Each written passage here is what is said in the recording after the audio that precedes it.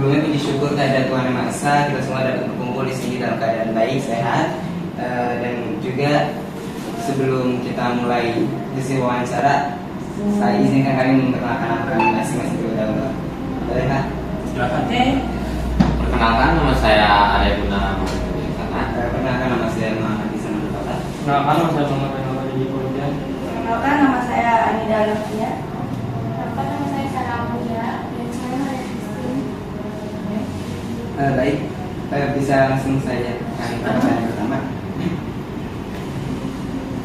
Pertanyaannya yang dari saya itu pengedar narkoba di Indonesia ini kan masih marak ya Pak ya, dan pelakunya kebanyakan itu, dan kita ketahui bahwa pelakunya itu banyak juga dari kalangan muda.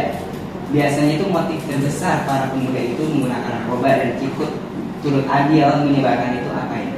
Motif Apakah yang paling utama adalah gaya-gayaan. kayak gengsi kan? Iya, gengsi. Karena ngikutin teman-temannya. Yang kedua adalah faktor ekonomi. Gimana itu? Ya misalnya gini, mereka sengaja, awalnya mereka dikasih. Awalnya dikasih, misalnya kamu ditawarin, nyoba nih, ketagihan kan? Saat ketagihan, kamu akan minta, nggak bisa dong, masa lu minta terus sama gue, kasarnya gitu. Harus beli dong, sementara dia nggak punya uang kan? Ya udah kalau lu mau, lu jualin. Karena memang mungkin menurut dari beberapa riset anak-anak sekolah yang pernah kita wawancara juga, memang untungnya ya untuk anak seumuran kalian itu Lumayan ya? bukan lumayan, sangat ini ya, bukan dia bisa make, dia juga bisa dapat duit. Nah seperti itu, disitulah kenapa gunanya yang namanya kita tuh agama, kita juga punya kepercayaan diri sendiri. Banyaknya sih tuh tidak percaya diri, banyak yang ya sebenarnya dampak-dampaknya banyak ya dari guru juga. Misalnya lu jelek lu begini, jadi untuk menumbuhkan kepercayaan dirinya dia memakai. Itu biasanya itu faktor-faktor yang paling mendasar di Indonesia. Berarti apa anak-anak kayak gitu biasanya kalau misalkan mereka menggunakan itu nantinya ada hukuman seperti apa ya? Apakah sama dengan hukuman orang dewasa? Kalau untuk anak di bawah umur, hukumannya setengah dari orang dewasa dan disimpannya di lapas anak di Tangerang kalau nggak salah. Iya, dan biasanya kalau memang untuk pemakai itu mereka itu kayak dimasukin ke pesantren-pesantren karantina ya, dan jadi tetap melanjutkan sekolah ya. Nah tapi kalau untuk pengedar itu juga sama, melanjutkan sekolah tapi hukumannya ada khusus anak-anak. Saya ingin bertanya, jadi upaya apa aja yang dilakukan pemerintah untuk mencegah hal tersebut? Sebenarnya kalau upaya dia punya, kita udah sering sosialisasi, sudah sering menekan, benar-benar menekan, gitu. Bahkan anak-anak yang memang sudah ketangkap itu kita rehabilitasi dan segala macam. Tapi kembali lagi di lingkungan orang tua, lingkungan pertemanan di sekolah. Kan? Terkadang mungkin kalian pun kalau ada teman-teman kalian yang nggak mungkin kan kalian laporan. Nah itu sebenarnya salah satu salah. Sama aja kalian membuat mereka makin jauh. Seperti itu. Tapi saya ngerti, kadang kan ngapain juga ikut campur urusan orang. Nah, tapi itu karena terkadang orang-orang yang seperti itu adalah orang-orang yang kekurangan kepercayaan diri, di mana psikologi mereka membutuhkan rangkulan. Sebenarnya kalau dampak narkoba untuk anak-anak itu berawal dari hal-hal psikologi. Entah anak yang memang dia tidak percaya diri dengan dirinya sendiri, ataukah yang gagal karena percintaan. Ini anak-anak seperti segini nih, benar nggak Bang? Ya. Gagal percintaan, minum kayak dia, aduh apa-apaan coba. Itu banyak loh, itu banyak banget. Ya, undang-undang terkait narkoba kan udah ada ya. Terus kenapa masih banyak kasus penyalahgunaan dan peredaran narkoba? Apakah menurut Bapak Ibu dalam regulasi yang ada jika dia revisi apa yang perlu dilakukan? Undang-undang dibuat itu untuk membuat mereka lebih melek. Sebenarnya untuk memberantas, tapi berapa ratus ribu miliaran kali ya warga Indonesia itu kan tidak mungkin bisa kita kelola semua. Sementara kepolisian itu berbandingnya itu benar-benar jauh banget. benar jomblang. Kayak di Karawang aja anggota polisi cuma 1.000, sementara warga Karawang ada berapa? Ya kan? Nah itu perbandingannya seperti itu. Nah upaya-upaya sudah dilakukan, belum lagi yang dari luar negeri. Ya, pengedaran dari luar negeri itu pun sama sedang diberantas. Cuman kan sekarang makin banyaknya teknologi, makin banyaknya perkembangan zaman, kita pun memang jujur terkadang untuk mereka-mereka yang narkoba ini lebih pintar dibanding polisinya. Sampai ada narkoba yang dimasukin ke badan loh. Suntik ya Bu? Enggak, dimasukin di kulit, di balik kulitnya. Iya. Ada juga yang di perut. Bahkan perempuan itu mohon maaf ada yang bisa bikin maluan, dimasukin ke dalam. Benar, nggak bohong. Itu banyak kejadian di bandara.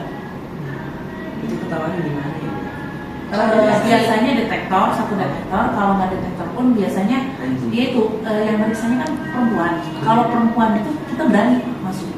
Walaupun itu biasanya akan ada perdebatan di mana mereka akan bilang recehan lah, inilah itulah. Karena penyebarannya pun memang kalau bisa dibilang nggak semudah gampang gitu, enggak. Itu harus benar-benar dibuka.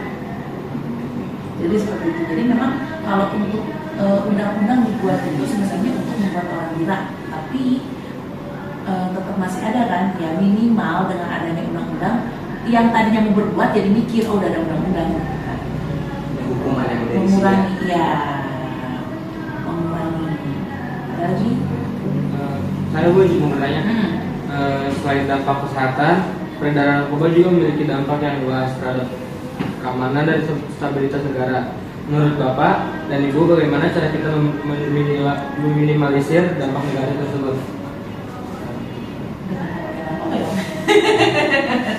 Nah, makanya dari itu dari pihak kepolisian ya menekankan biar tidak terlalu banyak pemakai narkoba itu karena imbasnya generasi muda.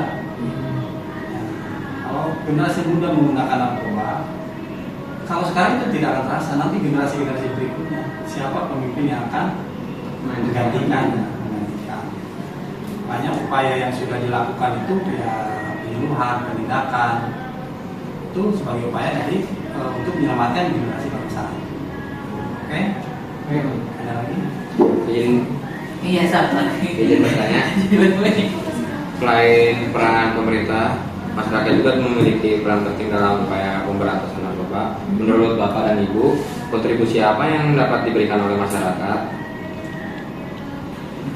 Satu, jika ada info silakan kasih tahu. Kalau memang bisa untuk mengasih masyarakat sebelum keluarga kita sendiri. Ya, terkadang keluarga kita, makanya kita nggak mungkin kan nasihatin keluarga kita sendiri. Jaga keluarga kita baru lingkungan sekitar. Dengan cara ya menasihati tapi bukan berarti menggurui. Beda ya. Kadang ada yang lu nggak boleh begini, lu boleh begini, nah itu salah. Kalau mereka yang memakai jangan pernah yang namanya kamu kok pakai, jangan, itu akan ngamuk. Caranya dengan cara, oh kamu pakai, emang apa sih? Oh gitu ya, emang dampaknya gimana? Dikepoin aja. Nah, jadi seolah-olah, nanti di situ kita masuk. Enaknya begini loh, kita kayak gitu. Jadi lebih diajak diskusi ya. Betul, karena orang-orang seperti itu adalah orang-orang yang krisis kepercayaan. Karena keras kepala. Iya, terkadang orang-orang seperti itu adalah yang pengen dibenerin. Saya pernah ada satu orang, dia memakai sabu dan segala, sekarang sampai berhenti. Itu krisis kepercayaan. Krisis kepercayaan, dia butuh teman dengerin, dia butuh orang untuk ini. Setelah dia didengerin, dijadiin jati dirinya, dia sekarang sama sekali nggak mau. Dan benar-benar hilang dari dunia. Ini mungkin pertanyaan terakhir ya dari kita. Perkembangan teknologi telah memberikan banyak manfaat ya Bu, termasuk dalam bidang penegakan hukum. Bagaimana menurut Bapak sama Ibu teknologi dapat dimanfaatkan secara optimal dan mendeteksi dan mencegah peredaran narkoba? Kalau itu kan memang sudah diimplementasikan mungkin untuk masih di daerah-daerah yang tadi suka disimpan di dalam itu, maka dia bisa menangkap itu kan namanya detektor.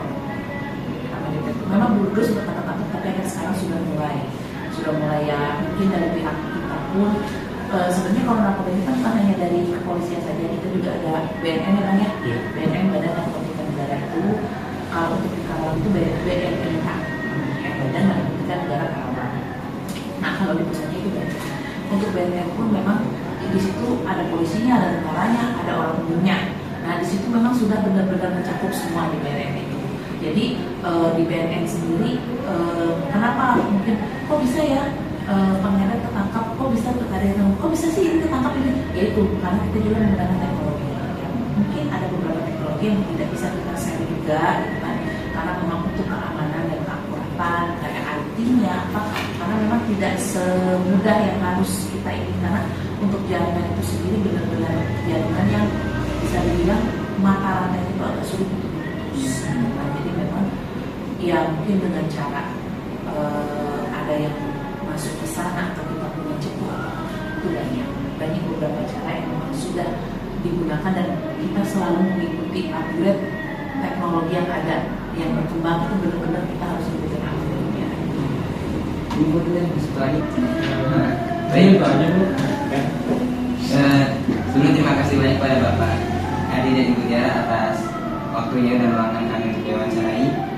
Apabila ada kekurangan dari kami, yang mohon maaf yang sebesar-besarnya. Sekian kami tutup ya.